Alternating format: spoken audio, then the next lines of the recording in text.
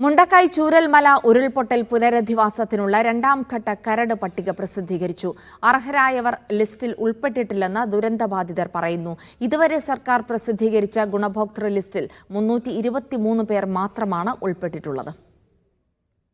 10-ാം വാർഡിൽ 42-ഉം 11-ാം വാർഡിൽ 29-ഉം 12-ാം വാർഡിൽ 10-ഉം അടക്കം 81 കുടുംബങ്ങൾ ഉൾപ്പെട്ട കരട് പട്ടികയാണ് സർക്കാർ ഇന്നലെ പ്രസിദ്ധീകരിച്ചത്. ആദ്യം പ്രസിദ്ധീകരിച്ച 242 പേരുടെ പട്ടികയടക്കം ഗുണഭോക്തൃ ലിസ്റ്റ് 323 പേരിലൊതുങ്ങിയതോടെ പ്രതിഷേധവും സങ്കടവും അണപൊട്ടി. 2 ലിസ്റ്റിലും വന്നിട്ടില്ല. പിന്നെ ഇപ്പോൾ വാടകയ്ക്കാണ് താമസിക്കുന്നത്. സ്കൂൾ റൂട്ടിലാണ്. അവിടെ ഒരിക്കലും നിൽക്കാൻ പറ്റൂല. കാരണം വെച്ചാൽ അവിടെ നിന്നാണ് നമ്മളെ മുന്നിൽ നിന്നാണ് മരിപ്പുകളൊക്കെ എടുത്തിട്ട് പോയത്. പ്രസിദ്ധീകരിച്ചത് കരട് ലിസ്റ്റാണെന്നും മാർച്ച് 7 വരെ ആക്ഷേപങ്ങൾ ഉന്നയിക്കാൻ അവസരമുണ്ടെന്നുമുള്ള വിശദീകരണങ്ങളിൽ ഒതുങ്ങാത്ത അത്രയും വലിയ ആക്ഷേപങ്ങളാണ് ദുരന്തബാധിതർ ഉയർത്തിയത്. രക്ഷാപ്രവർത്തനത്തിനിടെ മരിച്ച ശരത്തിന്റെ കുടുംബത്തിന് പോലും ഇരു ലിസ്റ്റുകളിലും ഇടമുണ്ടായില്ല. എല്ലാം നഷ്ടപ്പെട്ടു പോയി. പിന്നെ പറഞ്ഞാല് ഞങ്ങളെ പ്രതീക്ഷിക്കുന്ന ഒരു മോനാണ് ഞങ്ങളെ വിട്ടു പോയത്. അപ്പം അതുകൊണ്ട് ഞങ്ങൾക്ക് ആരും പറയാനും പിടിക്കാനും ഞങ്ങൾക്ക് ആരുമില്ല. ഞങ്ങൾക്ക് അതിനെപ്പറ്റി ഒരു ഇതും ഞങ്ങൾക്ക് കിട്ടിയിട്ടില്ല.